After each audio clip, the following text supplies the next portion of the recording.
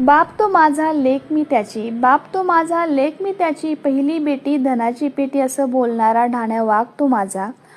आज बाप थकल्यासारखा जाणवला, आज बाप थकल्यासारखा जाणवला, फोनवर आवाज खूप खोल गेलेला. फोनवर आवाज खूप खोल गेलेला, बोलून दाखवलं नाही बापाने, पण आवाज सगळं सांगून गेला, पण आवाज सगळं सांगून गेला. पप्पा नका टेन्शन घेऊ असं मी म्हणाले, पप्पा नका टेन्शन घेऊ असं मी म्हणाले. बापांच्या अश्रूंचा बांध जणू रिकामा झाला आणि बाप फोनवर ढसाढसा रडू लागला. बाप फोनवर ढसाढसा रडू लागला. दीदी, मी सगळ्यांसाठी वेळेवर हजर राहिलो, मी सगळ्यांसोबत प्रामाणिक राहिलो, पण माझ्या नशिबी आहे का?